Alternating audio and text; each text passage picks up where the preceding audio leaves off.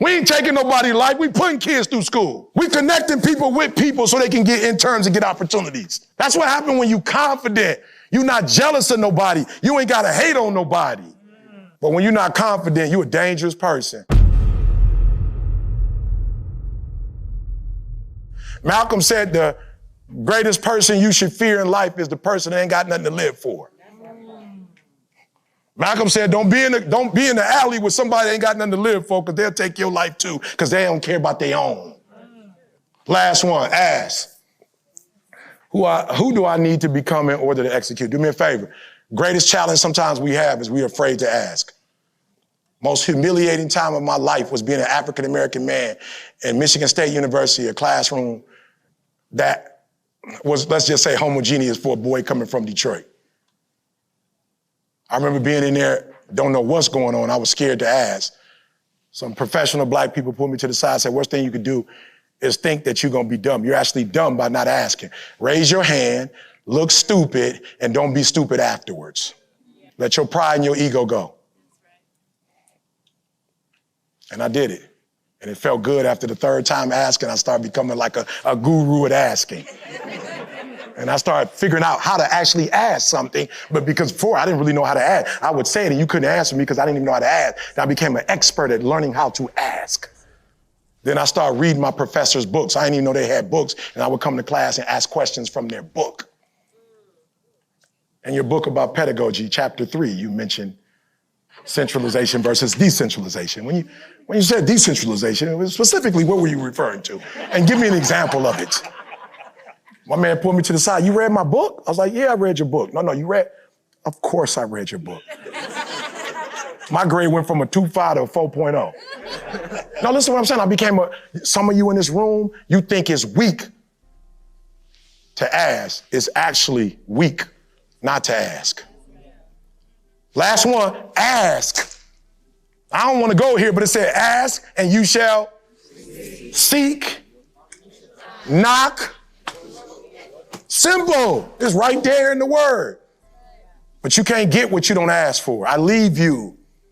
The giants of the past were great, but we need giants of the present. We need giants of the present. We need Malcolms of the present, Martins of the present, Family Lou of the present, Garvey of the present, Carter G. Woodson of the present, W.E.B. Du Bois of the present. Come on. We need the present. Can I be just super honest? So I dropped out of high school. The pastor helped me to get my GED. I went to a HBCU in Huntsville, Alabama. I'm gonna be scared, bro. When they first told me Alabama, we only knew one thing about Alabama coming up in Detroit, and that was the KKK. I'm like, bro, what in the world? Y'all gonna send me to Alabama?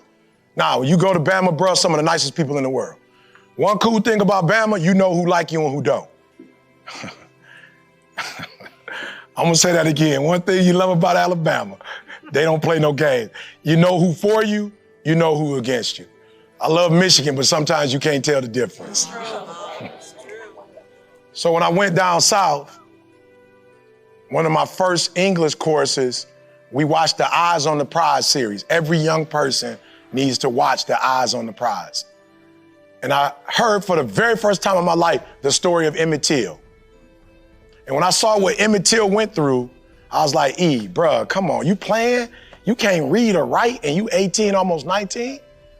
At a time in our country, bro, you just kick in a man dope, take his kid out and kill him and you can't do nothing about it. I was like, they went through too much for you to be ignorant, for you to be dumb. They fought to go to school, Little Rock 9. They had to have the doggone National Guard to go to school. Ain't nobody stopping me from going to school but me. Right. And so that video with Emmett Till changed my life. And then there was one other one, look him up. Yummy Sandifer, 11-year-old, south side of Chicago. Got shot 11 times in the back of the head, execution style, by my own people. And I realized we got two enemies. We like to focus on the one out, but we got an enemy within. And I realized I gotta grow up and get right, because I gotta help the enemy without, and I gotta help the enemy within. And I gotta do more with the enemy within, because he my next door neighbor. You gonna shoot an 11-year-old because you think he gonna snitch? You talking about the police, but this your own? So I realized I got a lot of work to do. That was the day everything clicked for me because of my history. And it was like, it's showtime, bro. You owe Martin, you owe Malcolm. They did not take us this far for us to go backward.